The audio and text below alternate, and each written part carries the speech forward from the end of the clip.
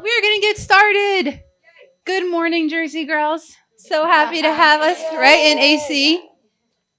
My name is Shel Bobev. I will be your moderator for our event this morning. As we get started, I want to give the panelists a chance to introduce themselves. And then we'll kick it off with some questions for them and then Q&A at the end. I want to mention too that most of us will stick around behind after. So if we didn't get a chance to answer your question, please count on us to be there for you after this wraps as well.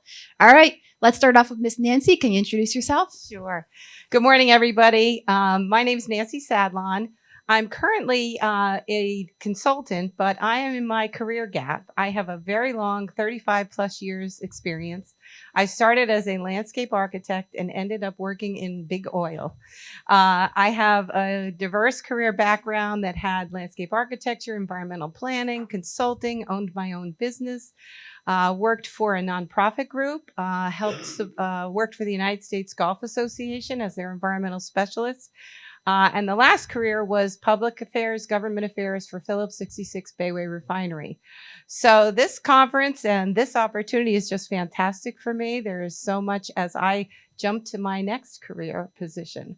And I'm thrilled to be here with these fun ladies.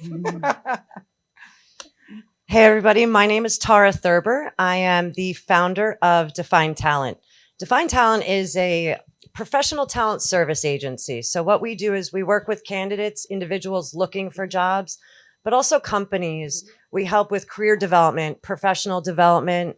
We help with talent acquisition and recruiting, as well as HR services. So our main goal is to partner with candidates and our companies to really be able to get to the true core of what the goals are.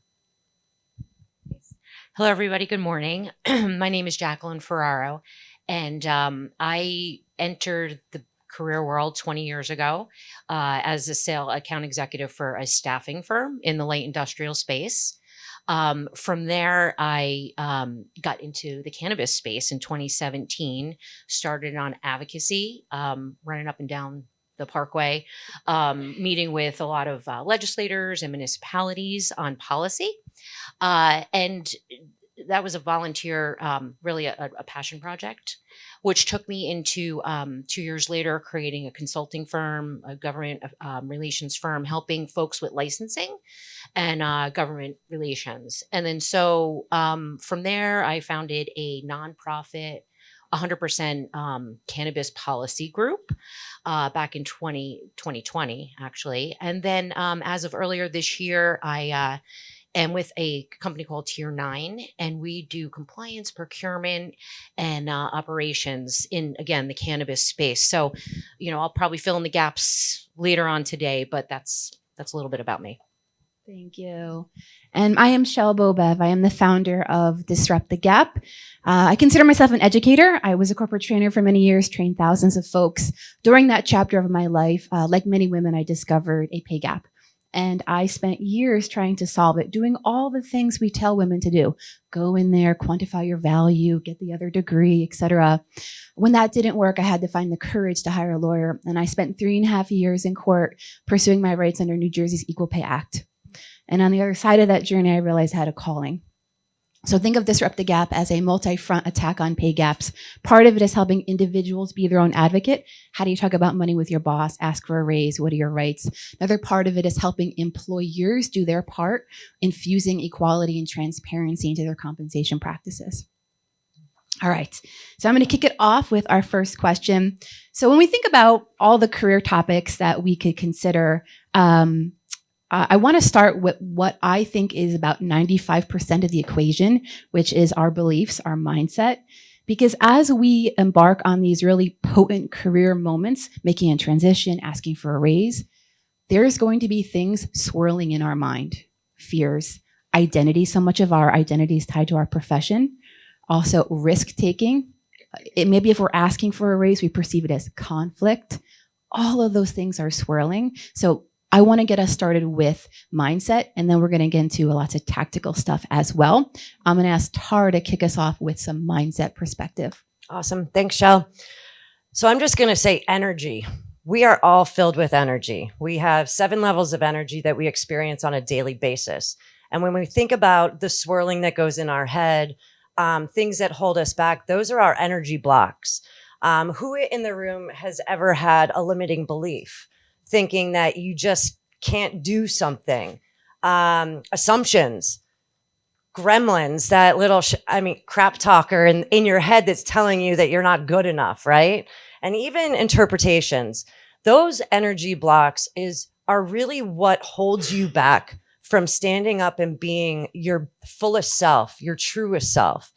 And, when we think about the negative energy, it's when you get into the lower levels of energy, the 1 and 2, where it's that negative energy, it's the holding you back, it's the poor me, or I'm not good enough.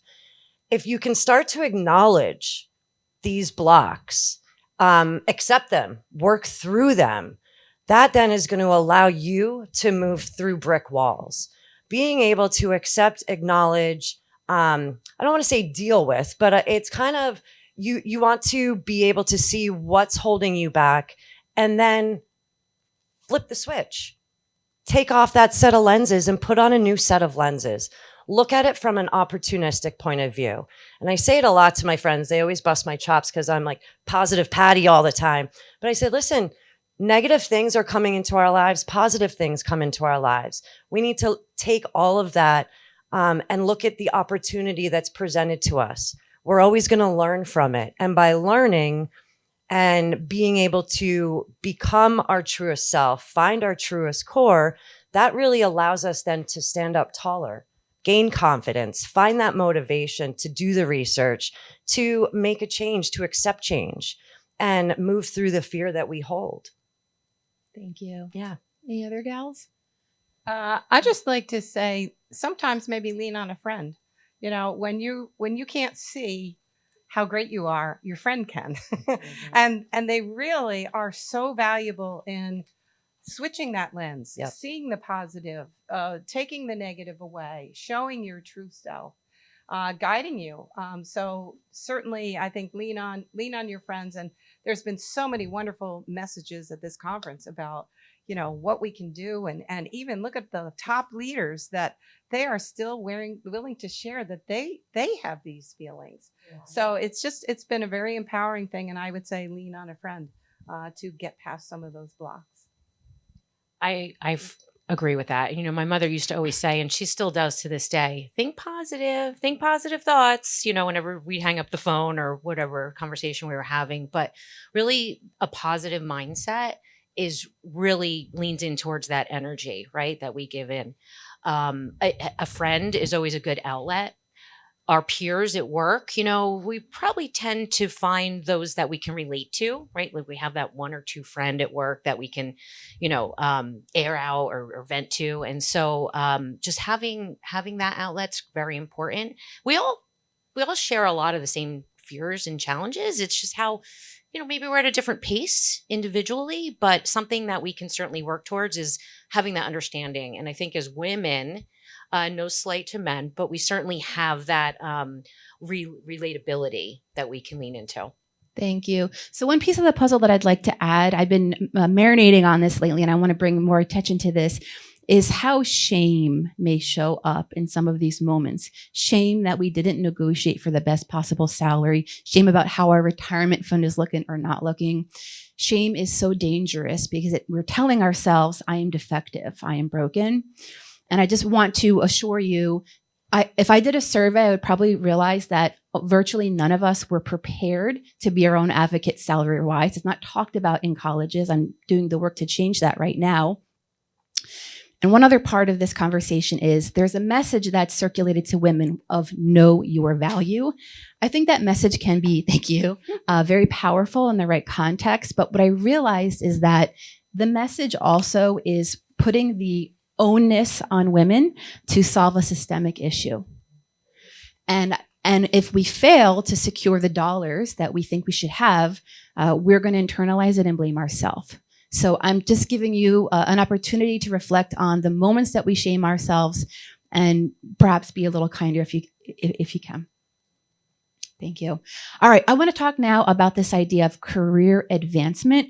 When we think about career advancement, perhaps there's a traditional model where we're inside one organization, we're advancing through successive roles in one division. But the truth is, career advancement can look a lot of different ways. Maybe you're in that one organization and you're going cross-functionally. Maybe you're taking your skill set to a different organization, maybe entrepreneurship, side hustle. I don't know about you, but side hustles have never been more popular. Or maybe you're blowing up your corporate career and you're starting a wage equality revolution, right? Your advancement can look a lot of different ways. So to kick us off, I would like Nancy to start sharing some thoughts about career advancement.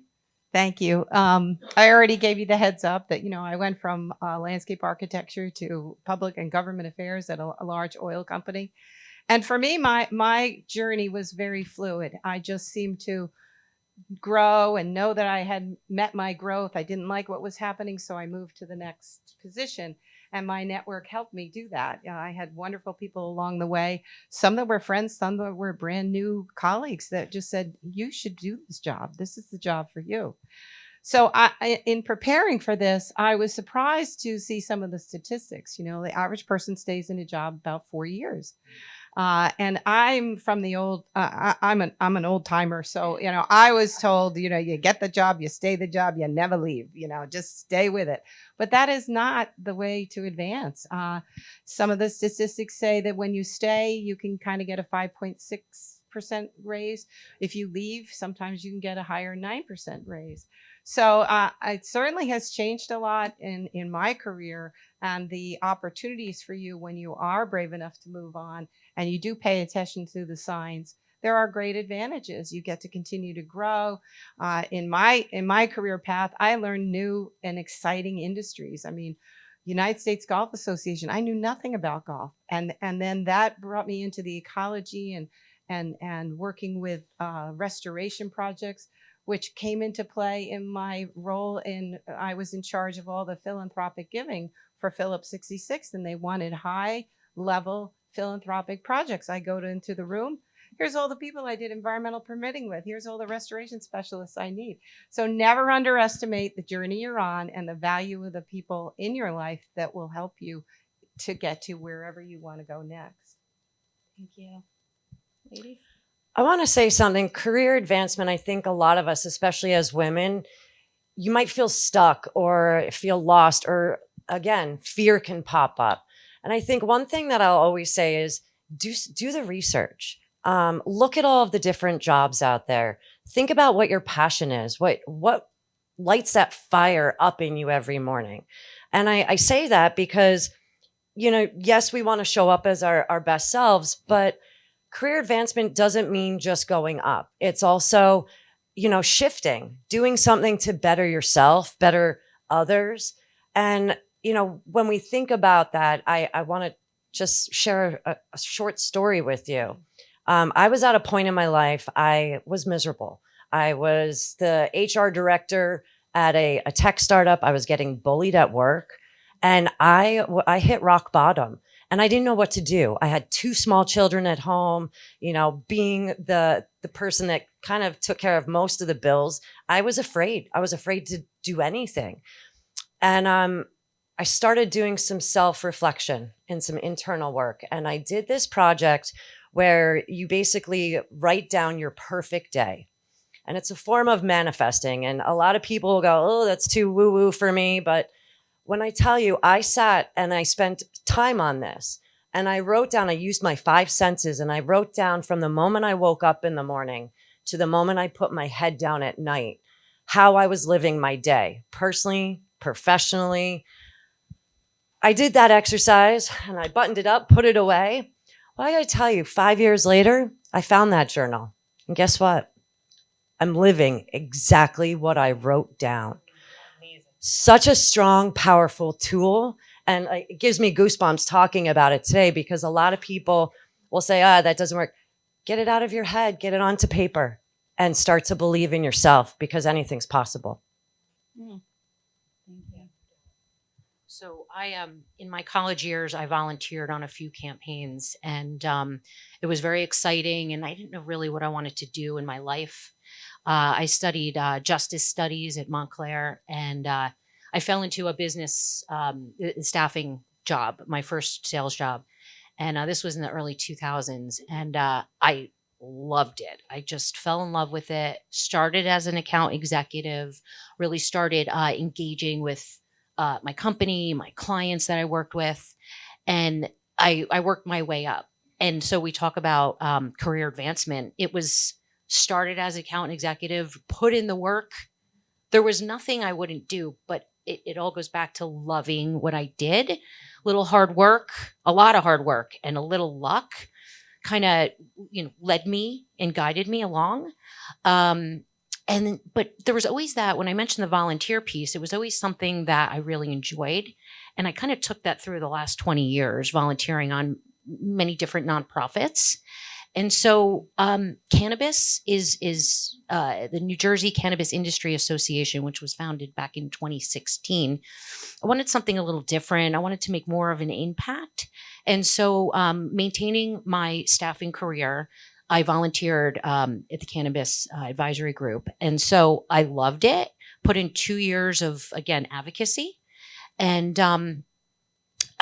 I would, if you were to tell me back in 2016 that I'd be in the cannabis space solely, I left my staffing career back in early last year, I would have told you, no, definitely not, but I think that being in the, like you said, what you do, kind of trust the journey. But for me, staffing started getting a little like, a little stale. I was in it for a long time. And so I found something.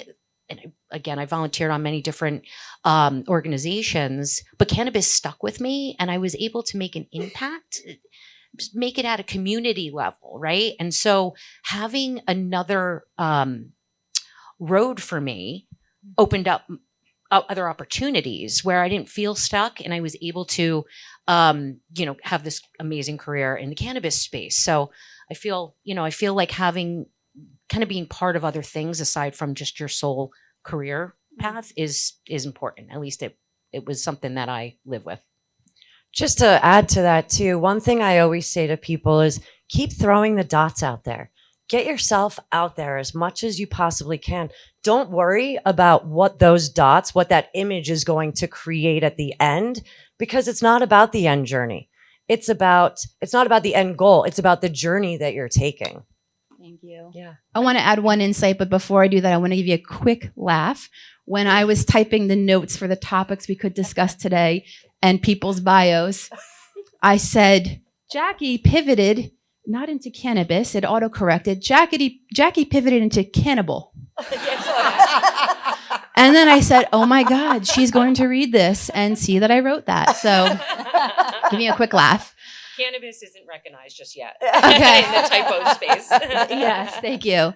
So the last insight I wanted to add here is often in a corporate setting, the projects that we get to work on, and perhaps some high visibility projects, ideally, tend to be administered, doled out, controlled by someone in a position of authority, meaning that we may not always get to do the amazing stuff that we want to do. And it occurred to me that we can also be the arbiters of the projects we work on. For example, you can join an association for your industry. Nowadays, people are blogging. And when I think about what is the mindset shift for us to feel good about contributing to our industry outside of what we can do just in our office setting, I think about this idea about, are we waiting for permission? And I'll share with you this little quote. I'm not the originator of this. There's a girl in Pennsylvania that does guerrilla gardening. What does that mean? Finding places in public and planting seeds without asking for permission, and then plants grow.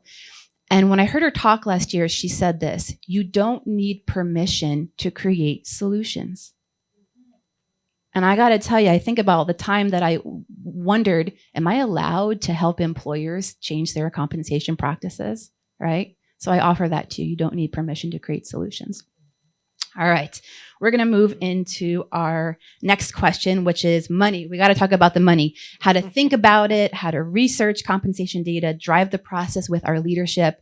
I did ask the gals if I could kick us off here just because of my personal interest with this. I could give you insights literally all day long. So just to distill a couple of things, one of the things I wanted to do is do a public service announcement for New Jersey's Equal Pay Act. We have what's considered one of the toughest equal pay laws in the nation. And I can't tell you how few people know about it. So allow this to be a little PSA. We'll do a little interactivity. So in 2018 is when the current version of this law went into effect, and it added more teeth. So I'm going to toss this out to you guys. What do you think is the look back period? How many years of your work history at that employer is up for consideration for peer equity? What do you guys think? 1 year, 2 years, 3 years, 5 years? What do you think? 3? 10? 6 years. Okay, 6 years. And we'll do one more. If the employer is liable, what percentage of your lost pay are they responsible for remunerating? Is it 50% of that back pay? Is it 100% of the back pay? Twice the back pay? What do you guys think? 100? It's 3 times. Wow. It's called treble benefits, treble meaning 3. And there could be additional damages, emotional distress, for example, okay? One issue I've realized with is we can have these amazing laws, but they currently rely on the paradigm of us somehow discovering the pay gap and then having the courage to do something scary about it. I give you my word, I'm working on that because we need to have proactive enforcement bodies that are looking at auditing bodies, right? So hopefully before I leave this earth. All right. All right. So other ladies that would like to contribute to the money conversation. I'm going to say you won't know unless you ask. I think a lot of us fear asking for more, again, getting into our heads. Maybe it's not worth it. I'm not worth it. What I'm doing isn't worth it. But you don't know unless you ask. And, it's something that you have to just continue to stand tall with. Know yourself, know your worth, be persistent, communicate. Make sure that you're visible. Make sure that you can talk the story, tell the story. If you're asking for a raise or you're wanting more money, there's going to say, well, why? How do you deserve it? Well, here's why. Always be able to take the information, take all of the hard work you've done and let that propel you forward. I experienced this with a partner of mine, a managing partner of mine a couple of years ago. I wanted more money. I believed I was worth more. Actually, I knew I was worth more. I did some salary research. And it took me probably about 3 months for him to finally do a face-to-face with me. And then it took another 3 months of reminding him, hey, you said yes to this. And then it took another month or 2 for it to finally go into action. But I had to be persistent. And I got to tell you, there were so many times I was like, maybe I'm just going to shut down. I'm just going to put my head down and continue to work. And it kept coming back to me where it was, no, this is my worth and I am worth this and more. So just be persistent, go after it, but definitely do the research. There's lots of information out there right now on salaries. And, different states, different types of companies. But it's always good to go and approach it with data because then you've also got the hard facts to bring to the table as well as what you've done and proved of yourself. I'll tee you off on that. If you're in the corporate structure there, it's almost like, well, we create our goals and we'll talk about that later. And I think a lot of us fall into the gap that we're not paying attention all along the year. Sometimes you can get off the track and you're doing great work, but oh, wait, it's not aligning with those goals anymore. And also sometimes we even forget about all the great accomplishments we've done. So how can you expect that boss who's now managing 30, 50, 100 people? So don't be afraid to send a little email, a little note. Don't wait for the one-on-one or whatever, the monthly get together to promote yourself. It'll help you at review, but it'll make you go back to your goals and say, am I aligned? And they actually appreciate it. You're not the pebble in the shoe, because when they have to go and review you, they're going through the Rolodex. And if you've given them something to help you show your worth, I think it's great value. And it's easy to get caught up in the work and not self-promote yourself.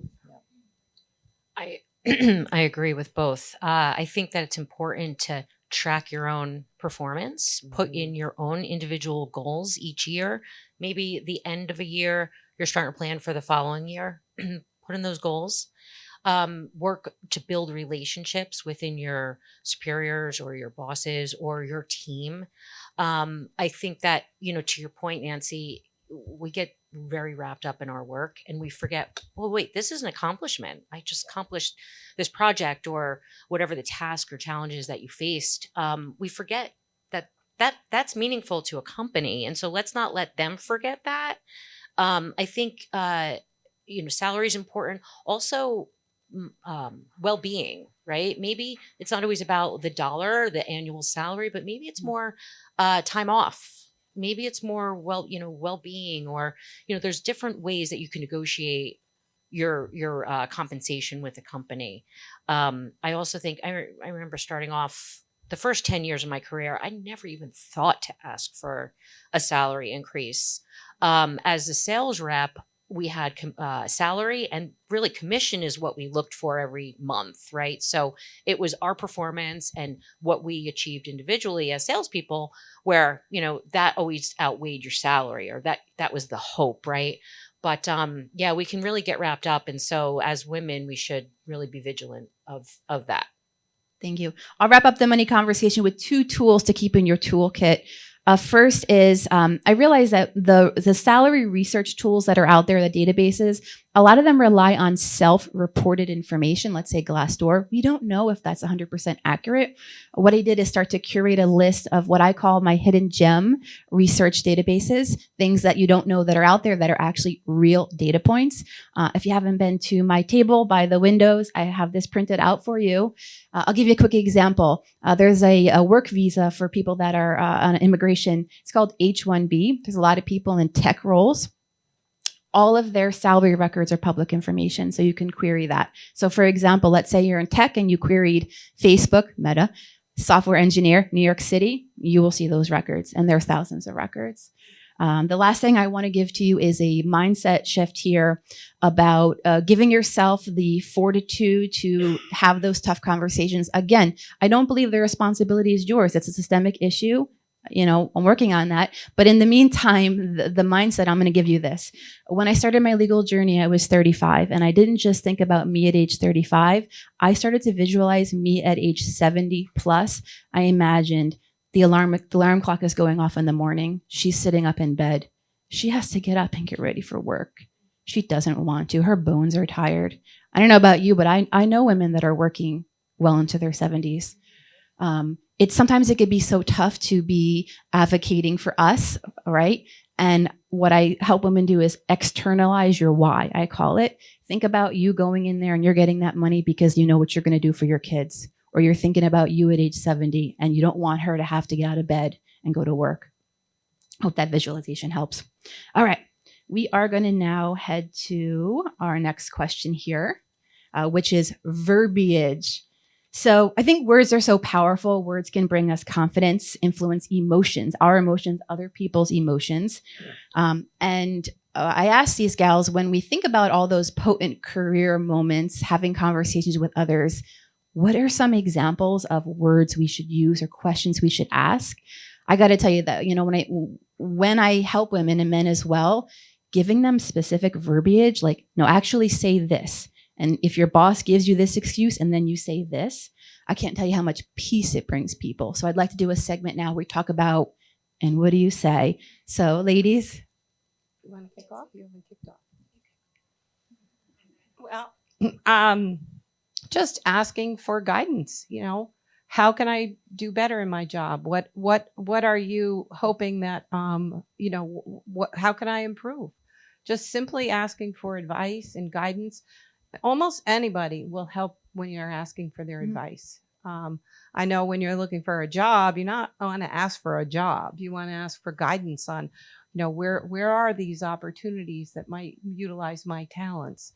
So I just think that, asking for advice, asking for guidance is one of the very first stops. Just to add to that, I think in the staffing world, when whether it be a recruiter or a sales rep, having someone an employee approach you and say, hey, can I talk to you for a minute? I just, I'm a little confused at this, or how do I, I'm really looking to do more with the company, or that's something an employer just loves to hear. The Mm. fact that someone's really into what they're doing, they have some ideas, they have some goals individually.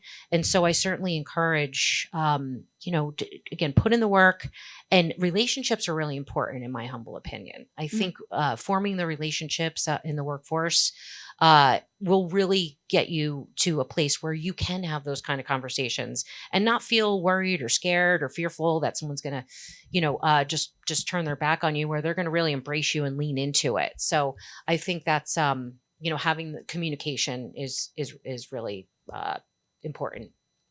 Those relationships are real important at your review time, because it's never just the boss. They will go to other members of the leadership team. They'll go to your boss. Sometimes they'll even go to your colleague and say, what do you think about Nancy? Is she a good, is she working well with you? Is she meeting her goals? Is she helping you? So those relationships help in a multifaceted way. Just to add to all of this too, I think something that's really important for employees to embrace is going about asking a little bit differently. So if there's a problem in the workplace, or if there's a problem that's weighing on that employee, instead of just going and kind of dropping a bomb or a big problem, go with a solution. Say, hey, I noticed A, B, C, and D has been happening. I've been thinking a lot about this, and I wanted to provide maybe a couple of different ideas or solutions to solve these problems. It's hard when people are coming at you multiple times a day and it's always problems, right? So that'll really, when you can turn around and show up with a solution instead, again, it's showing up with positive mindset. It's not kind of dwelling in that negative space. And if you approach it negatively, then you're going to keep the negative energy right there. So approach it with a positive, approach it with a solution, and employers are going to embrace that. Yeah. So one thing I'm hearing from your sentiments is the power of asking open-ended questions. Yes. Right. And also coming forward with solutions. I've also seen very powerful, let's say we're talking to a supervisor and asking for a raise or promotion or guidance, saying, I'd like your support. May I have your support? You know how humanizing that is? Because we hear that and we want to give our support, right? I'll wrap up this here. Sometimes when I teach, I do a segment called Anticipate and Pivot, which is how can we anticipate some of the roadblocks that might come up? So for example, we can't give you the raise because the budget is locked, or we can't give you the raise because you're remote, right? And then scripting out, what do you say? So I'm gonna do a couple real quick. If you have any that occur to you when we get to Q&A, shout it out, and I'll be here after as well. So for example, we can only offer you X because this job is remote.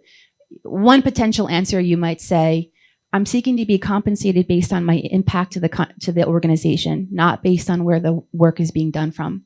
And because I'm working from home, I'm working across extended hours and also covering the utility expenses that the company normally would be covering for in-office work. Okay? Another one, you've reached the maximum salary for your role. Thank you for noticing that I am growing out of my current position. I'd like to talk about your support for my progression. Okay? I know, it's kind of a little. I like that one. I I like that one a lot. It's like that and then a little bit of a mic drop. Yes. Leave that down there. We can anticipate these common things. And when you script something, you have that ready to go, your confidence will be through the roof, right? All right. We're going to get to our final question of the day, which is about mentorship, sponsorship, and the power of that. I'll ask Jackie to kick us off with some thoughts. Yeah, absolutely. So going back to, again, just sharing some of my experience, being part of different, whether it be NJBIA, whether it be other associations that either are related to what I'm doing, my work, or outside of what I'm doing. I know it's hard, like life balance, and it's hard. You're working hard, you're trying to build a career, or you're building a career, and you're in the thick of it. You have family. You also want a little bit of a social life. And then there's a layer here. But I feel for me, in my experience, having having my hand in other associations have allowed me to not feel so stuck. Again, going back to my staffing career, which I really loved, but again, after a while, it started getting a little stale. So what am I going to do? Like, oh, this, it's kind of one of those things that you want to really love what you do, so it doesn't feel like work, and you can make a really great impact. And so, if I hadn't volunteered in a few of different agencies or nonprofits, I wouldn't have had the chance to build a career in another cannabis here in this case. And so I feel that's really important, just to have something else so you don't feel stuck. And by the way, when you do ask for that salary increase, or you feel like you're not appreciated after a few years, you're going to be prepared to move on. Right? You're not going to feel like, what am I going to do next? So I feel like that's a good option to have when you're involved in a few different things. Thank you. Mentors and sponsors can come from anywhere. You'll be very surprised. Certainly in my journey, I took some time out of, I left USGA, the United States Golf Association, because I had a child. I wanted to be home. So I worked for a nonprofit, and by luck, I learned all about government affairs with this small nonprofit, but I was in the room with pharma, big oil, and it was just a fantastic opportunity. Well, at some point in my career, I'm like, I need a real job because I'm not making any money. I'm not going to be able to pay the rent or retire ever. And it was these people from these fundraising events that said, I know the perfect job for you. And I'm like, I don't know anything about big oil. I'm like, this is the perfect job for you. I don't know anything about caps. This is a perfect job. And they just kept telling me, and it was. So just stay open-minded. It comes from, I love the C-suite comments about, when I'm mentoring, I get mentored. So it's a two-way street. So you never know. I feel like I was mentored throughout this conference in a lot of ways. Yeah, so, so just keep your eyes open, and you'll be surprised where the support or the mentorship will come from if you're open to it. I couldn't agree more. Mentorship. I'm even going to say coaching, life coaching, career coaches. People are there to support you. Employers needing mentorship programs internally so employees can lean on one another in order to raise each other up. I strongly believe in all of that. I think it's important to also have unbiased opinions. Somebody that isn't your best friend that's going to tell you what you want to hear. And tell you the truth. Right. So it's so important to have those in your life throughout all of the journeys that you take. It just helps you it gives you that, I don't want to say a full safety net, but it's somebody that can just say, it's okay. We've got you. We're here to support you. And also will show you things that you may not see yourself about yourself. Amen. So ladies, just to distinguish mentorship versus sponsorship, I'll share my understanding and feel free to chime in.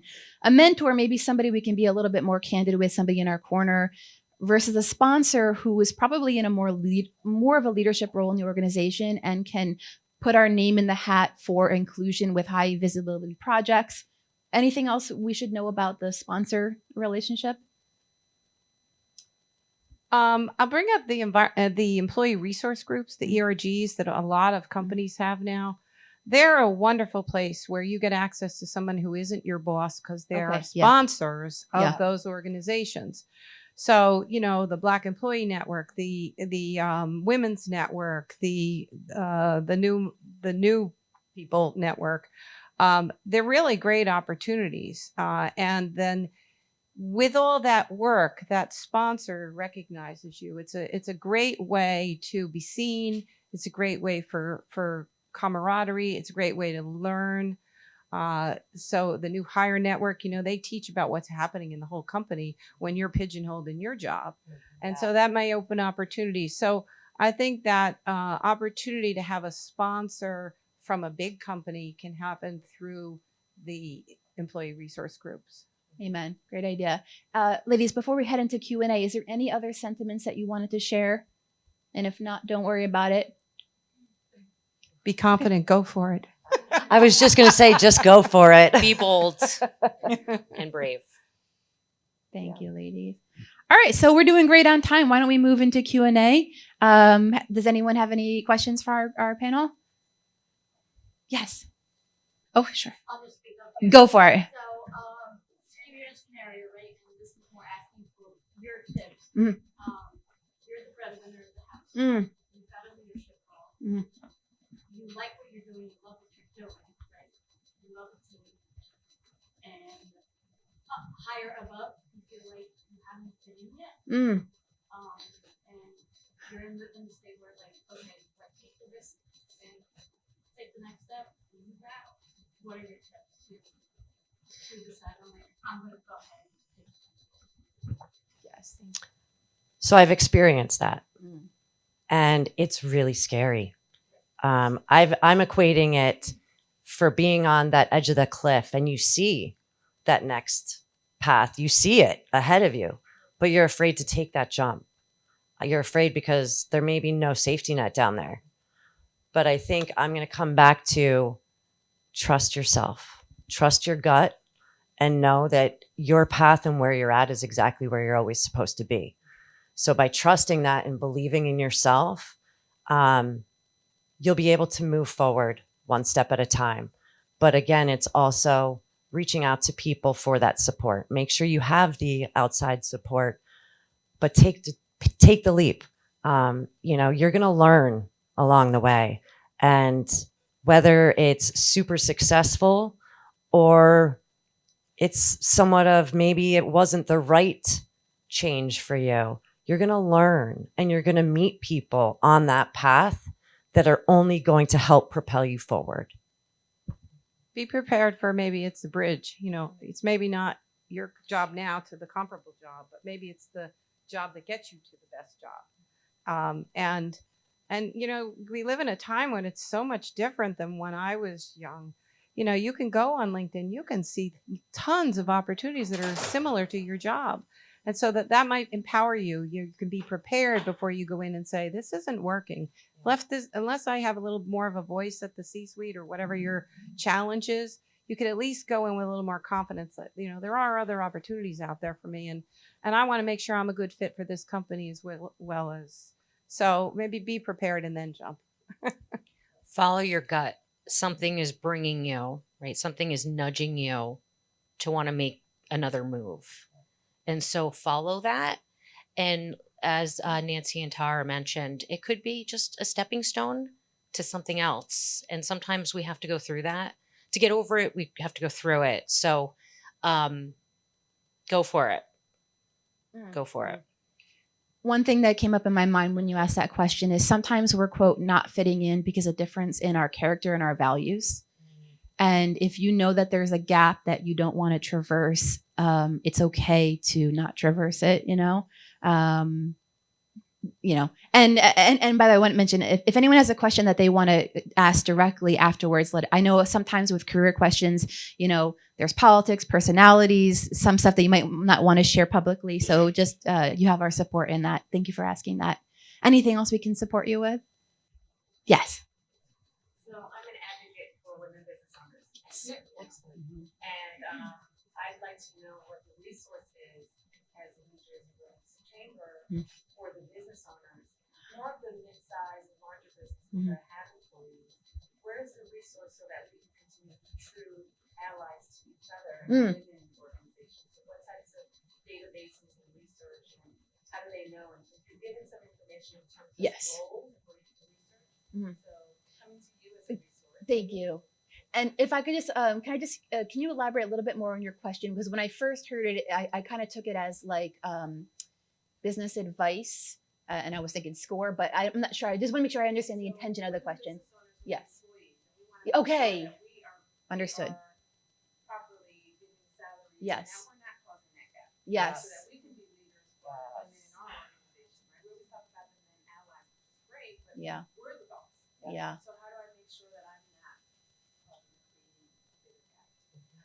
Amen. Okay. So I'm going to say this. I would like to share some resources that I have personally created. I can immediately think of a robust group of resources for female business owners regarding them having compensation practices. Maybe it exists. And if it exists, shout it out. But I'll share with you resources I've created, and I will openly share with anyone. One tool I've created is called Grade Your Pay. It's an assessment guide, and it uses 6 core lenses, such as what are your policies, what are your training practices, how transparent are you, and there's check boxes. It's about like 25 or so reflection points, and it gives you a kind of a barometer to see how progressive or not you are, potentially where there's risks or opportunities. So that's one resource. I've also created a body of resources regarding the business case here, because a company's compensation practices have an implication for their retention, their recruitment, their revenue, et cetera. And to support businesses understanding that, one of the things that Disrupt the Gap does is collect insights from job candidates and give them to employers. I have personally taught hundreds of folks. There's one university in particular, NJBIA, I've personally taught like hundreds of folks there. And I realized that it was an incredible opportunity to start collecting insights from job candidates about their attitudes about pay. How likely are they to compare pay with their coworkers? What will they do if they find out they're making less money than a coworker? So for example, reducing work output, telling someone, how will they form an opinion about your DEI commitment based on whether you have pay gaps or you have a lawsuit going on? So that's a body of work that I can contribute to on some candidate insights. So to kind of wrap it up, I will openly share with you, and I have a lot of this stuff with me today, resources on how do you assess yourself, what is the business case, and what are job candidates right here in New Jersey letting you know. And if anyone else finds any other great resources, let me know, and I will share that as well. Thank you. I love that, Shell. Everything that she provides is such a valuable resource. And I think it's really important for women business owners to tap into anything possible, but also ask your employees some of their needs or wants, and then be able to do the research, reaching out and finding people like Shell to say, okay, and bringing them in so that they can talk. So it's not just you as the business owner being like, we're doing this and this is why. Bring in other people so that it's that unbiased approach. It's that third party that's coming in to say, hey team, here's support because your founder, your leader believes in supporting you. So I think that's really important. Yeah. I think, the mindset, the character of that business owner or business leader is so important to have that equality on their radar. Tyra and I are doing some work within the tech startup space, and I'm so excited for the opportunity to influence young companies. So often we think about these big megacorps and, God, what will it take to fix all the dysfunction, right? Versus getting it right from the beginning. So I'm personally excited about that. Thank you so much for that question. Thank you. Yes.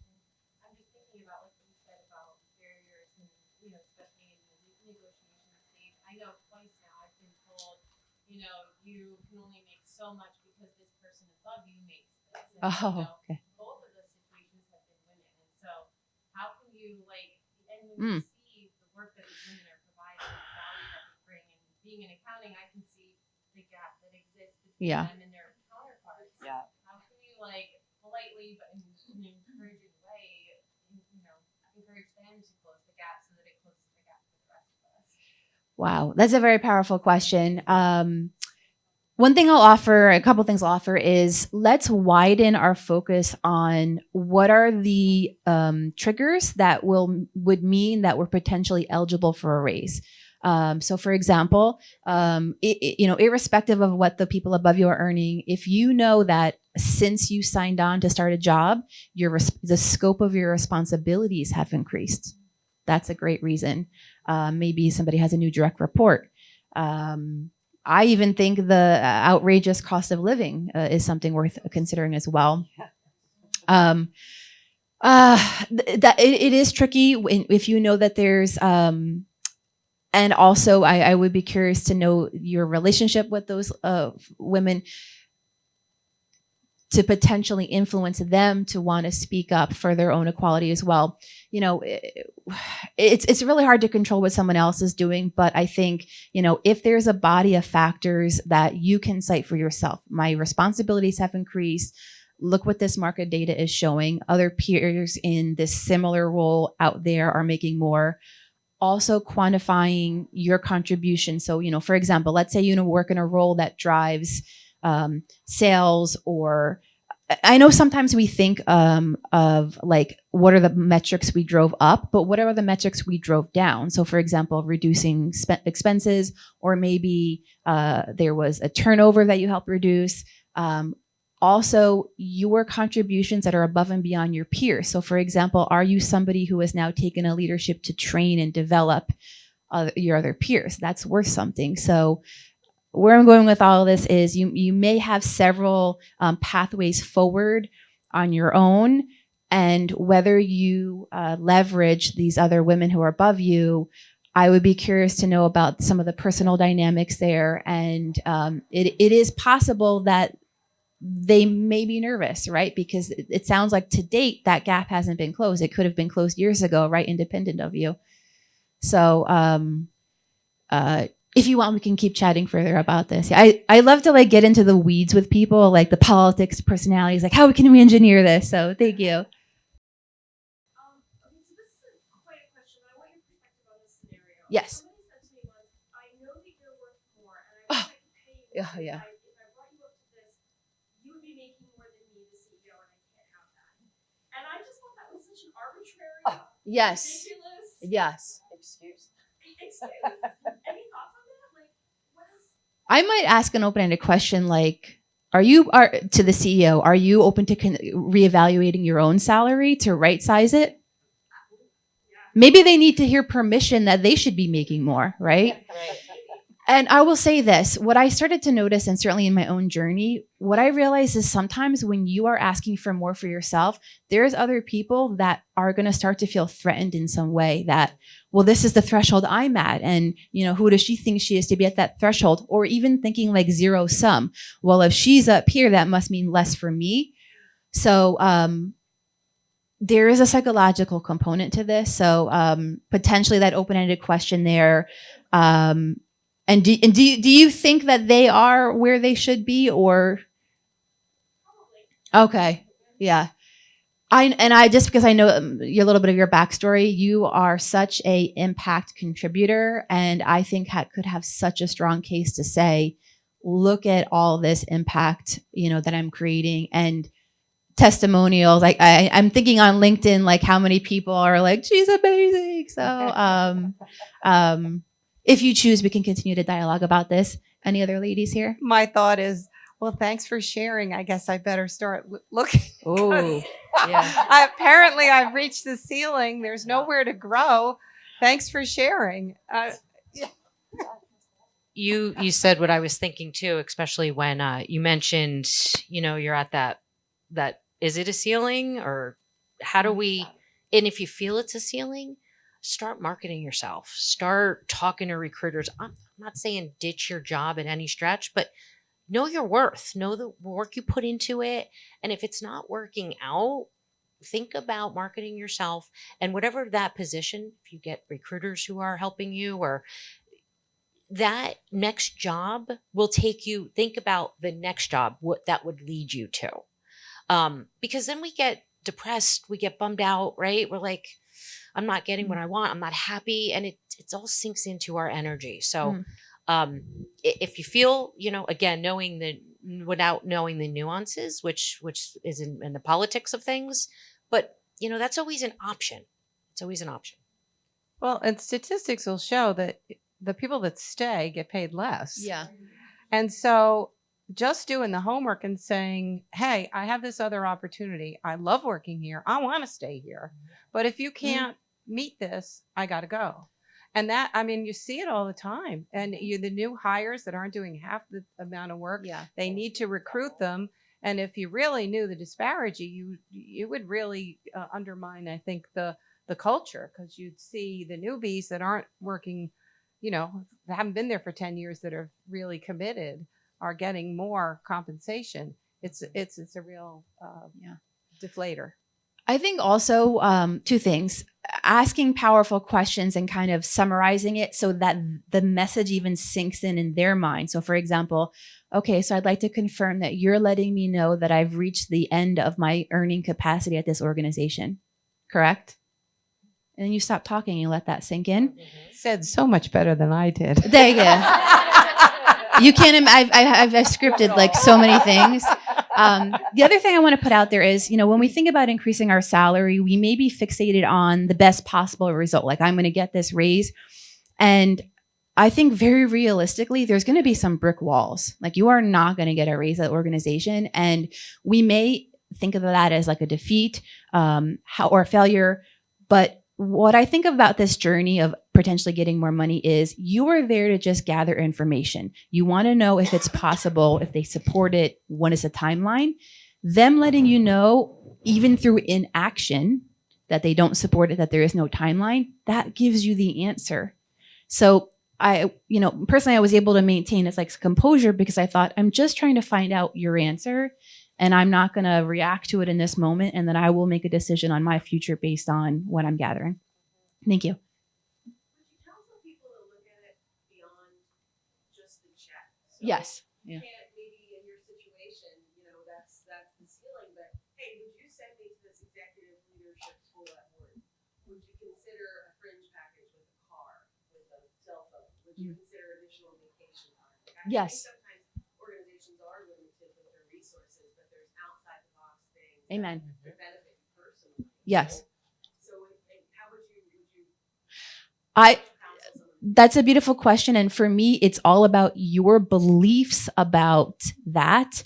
If you are always going to feel slighted, maybe judging yourself, like I'm settling for this, then it's, you will always have that dialogue. But if you say to yourself, hey, in this chapter of my life, the most important thing is the flexibility or the tuition reimbursement. And I talked about earlier, like shame, removing like a judgment, because we might be judging ourselves, right?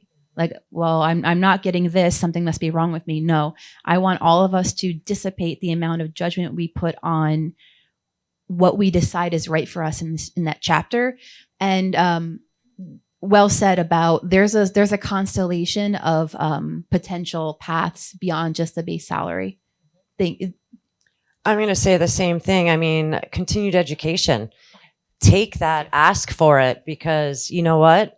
That executive leadership or that program or certification, that's an extra tool in your tool belt that you don't have to pay for now. And that you'll carry with you. Absolutely. So I'm a big pro go for, if it's not the money in your pocket, okay, well, here's other things that I'm really interested in or wanting.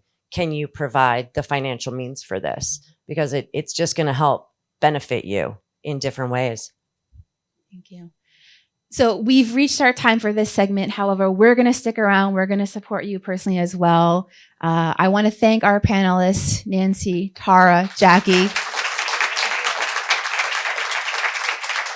And I want to thank you so much for joining this conversation. Myself and Tara will also be at my table by the window throughout the day as well. Thank you, ladies, so much. Thank you, ladies. Thank you.